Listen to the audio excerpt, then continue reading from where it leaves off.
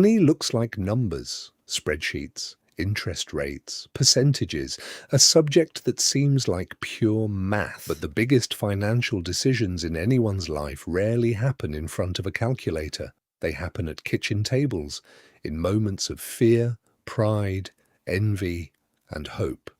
Money isn't really about math, it's about behavior, and understanding that difference changes everything about how we build, lose, and think about wealth.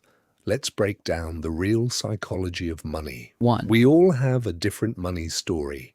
No two people see money the same way because no two people lived through the same financial world. Someone who came of age during a booming market learns to trust it.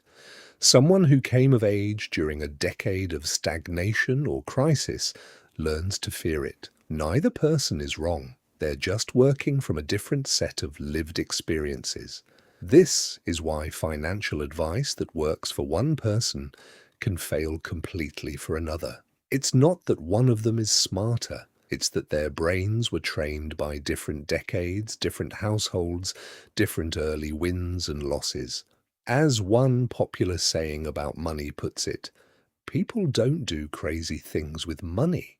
They do things that make sense given their own story. Before judging someone's financial choices, it helps to remember you're not just seeing a decision, you're seeing a history. 2. The quiet power of time. Ask people what makes someone a great investor, and most will say intelligence or timing or bold risk-taking. But one of the most underrated forces in wealth building has nothing to do with genius. It's simply time. Money that grows steadily for 40 years behaves completely differently than money that grows aggressively for 10. The gains build on themselves quietly, invisibly, until one day the numbers look almost unbelievable. The psychological trap here is that compounding is boring in the moment. Nothing dramatic happens day to day. So people underestimate it, chase faster results instead, and often miss out on the one advantage that was available to them the whole time, simply staying in the game longer than everyone else. 3. Wired to expect the worst. When it comes to money, most people lean pessimistic, even when the long-term trend is upward. There's a reason for this. Bad financial news arrives suddenly, a crash, a layoff, a downturn, and grabs attention instantly. Good financial news is slow, markets recovering, savings growing, incomes rising over years. Slow good news doesn't feel like news at all, so it gets ignored. This creates a strange psychological imbalance. We remember the crashes vividly and forget the decade of recovery that followed. Over time, this makes people feel like the financial world is more dangerous than it actually is, and that fear alone can push people away from opportunities that, statistically, tend to reward patience. 4. Luck and risk are two sides of the same coin. Every financial success story leaves out an uncomfortable truth. Luck plays a bigger role than most people are willing to admit. Two people can make identical decisions, take identical risks, and end up with completely different outcomes simply because of timing, circumstance, or events outside their control. This cuts both ways. When someone succeeds wildly, we call it skill.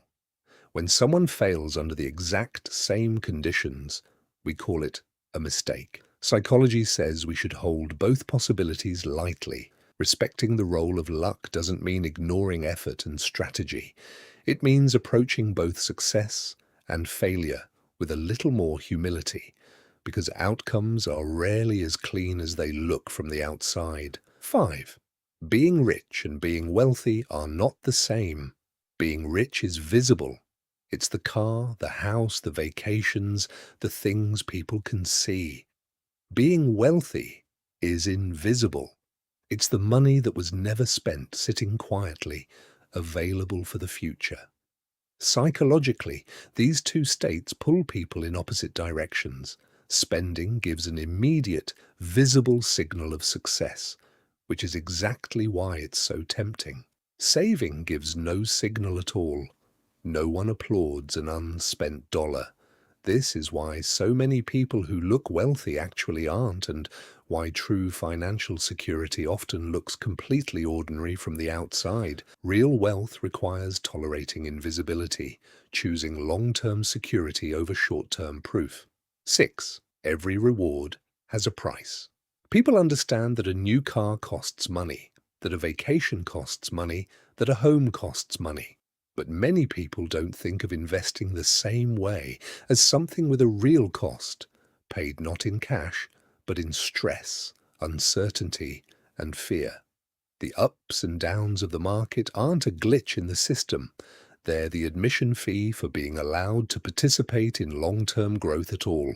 The psychological mistake is trying to get the reward without paying that price, panicking during downturns, trying to exit and re-enter at the perfect moment.